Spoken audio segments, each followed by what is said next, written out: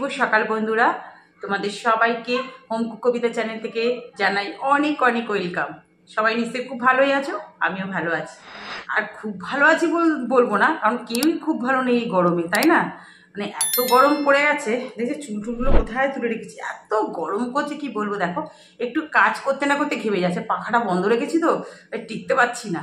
কালকে তো রাত্রিবেলা যখন ভিডিও শেষ করছে পাচ্ছি না গরম, কি জানি শুনতে পাবে কিনা তোমরা। এত গরম করছে যে এখন একটু চা নিয়ে বসলাম, চাটা খাবো। মেয়ে কলেজ বেরিয়ে গেছে, মেয়ের বাবা আগে বেরিয়ে গেল, মেয়ে বেরিয়ে গেল, সব পরপর বেরোলো। এখন একটু চাটা খাবো। চাটা খাওয়া মানে কি বলো তো, একটু জাস্ট 15-20 মিনিটের মতো একটু বিশ্রাম নেওয়া, তারপর তো আবার কাজকর্ম শুরু করে দিতে হবে, কিছু বলার নেই। আর জানো সেই এখন আমার 5টার আগে, মানে 5টা বাজতে না বাজতে রোজ ঘুম ভেঙে যাচ্ছে। মানে কি অবস্থা, 5টা না বাজে ঘুমোতে ঘুমোতে কিন্তু কত রাত্রির হয়ে যায়, কিন্তু তবু 5টা বাজে ঘুম ভেঙে যাচ্ছে। আর এই পাশ ওপাশ করে কি করে উঠেই গেছি, উঠে টুকটাক কাজ টাজ করছি। আর আজকে তোমাদের দাদাভাই পুজো দিয়ে গেছে, প্রচণ্ড গরম করছে। তাহলে নাও এখন চাটা খাই, তোমরা সঙ্গে থাকো, দেখতে থাকো। দেখো আজকে একদম অল্প করে রান্না করব, কারণ এখানে পাবদা মাছ দুটো আছে, ওটা আমার জন্য করবো। আর এই দুটো মাছ দাদাভাইয়ের জন্য করছি, কারণ ফ্রিজে চিকেন রয়েছে, অনেকটাই চিকেন রয়েছে, তা ওটা রাতে সদগতি হবে। ওই জন্য মাছের ঝোলটা অল্প করে করছি, তোমাদের দাদাভাইয়ের জন্য করছি। ও যদি রাত্রিবেলা না খায় তাহলে আমাকে আর মেয়েকে চিকেনটা খেতে হবে, ওই জন্য আমি মাছের ঝোলটা করে রাখছি। আর এদিকে দেখো কড়াতে থোড় ভাজা করব, ওই জন্য একটু কালো জিরে, কাঁচা লঙ্কা আর হলুদ, নুন আর একটু নারকেল কোড়া দিলাম। নারকেল কোড়া দিয়ে থোড় ভাজা খেতে না ভীষণ ভালো লাগে। ভাজা ভাজা করে নিলাম নারকেলটা। তারপর থোড়টা আমি কী করেছি বলো তো, কেটে একটু নুন মাখিয়ে রেখে দিলে না, বেশ কিছুক্ষণ রেখে দিলে থোড়টা একদম পুরো সফট হয়ে যায়, খুব ভালো হয় তাহলে থোড়টা।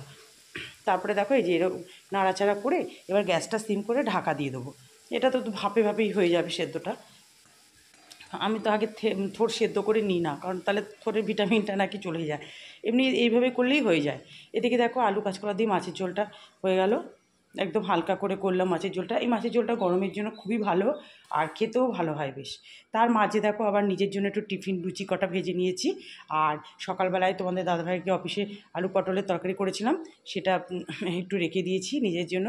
টিফিন হয়ে গেল লুচি। আর আলু লুচিটা তো করতাম না, কিন্তু যেহেতু অনেকটা ময়দা মাখা রয়েছে ফ্রিজে, ওই জন্যই করে নিলাম।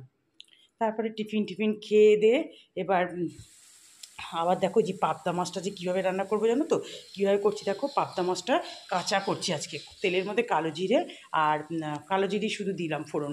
আর কী দিয়ে মেখেছি জানো, জিরে আর একটু রাঁধুনি বেটে দিয়েছি, নুন হলুদ দিয়ে ভালো করে মেখে মাছটাকে বসিয়ে দিলাম।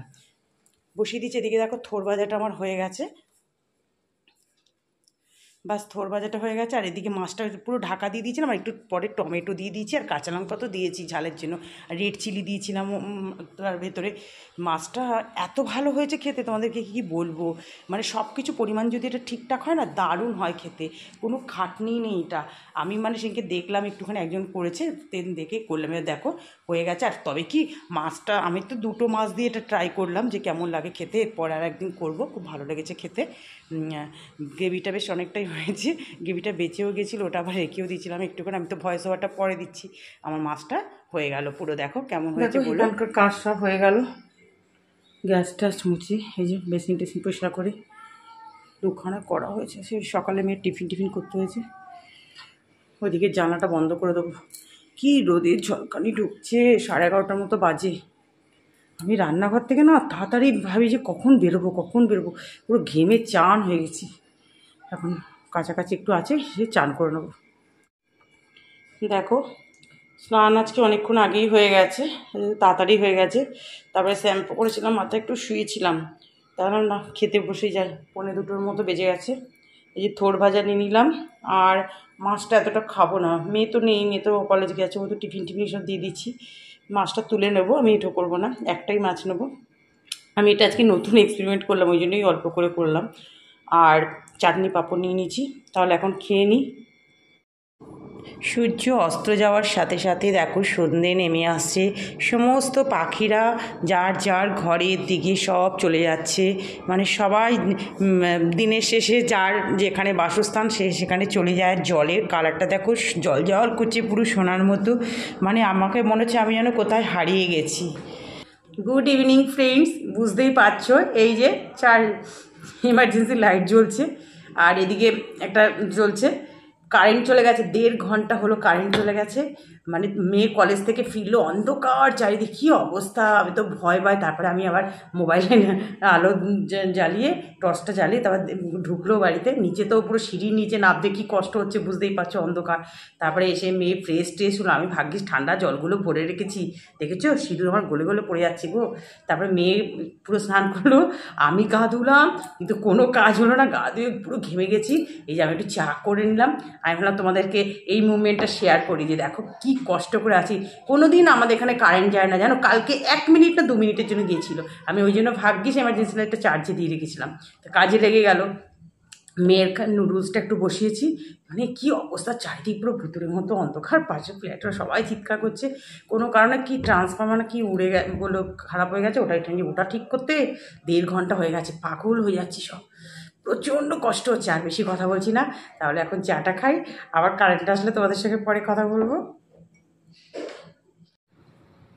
রাতের খাওয়া দাওয়া সব কমপ্লিট করে আজকে একটু তাড়াতাড়ি খেয়ে নিই, যেন 10টা 10-এই, 10:30 পরেই যাই কিচেনে।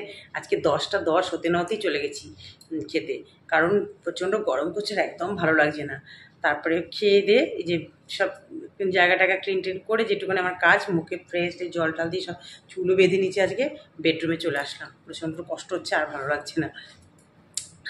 আর তারপরে তোমাদের সঙ্গে তো কথা বললাম, তারপরে কারেন্টের তার 10 মিনিট বাদেই এসছে, মানে যেন হাঁপ ছেড়ে বেজেছি। যেহেতু এখানে কোনো দিন কারেন্ট যায় না, খুব কষ্ট ছিল গো। তাও তখন গেছে বাবা, এখন যেন না যায়, তাহলে আর দেখতে হবে না। তাহলে বন্ধুরা, আজকে ভিডিওটা এই পর্যন্তই। ভিডিওটা যদি ভালো লেগে থাকে প্লিজ একটু লাইক করো, নতুন যারা আছো সাবস্ক্রাইব করে পাশে থেকো। Tata, good night.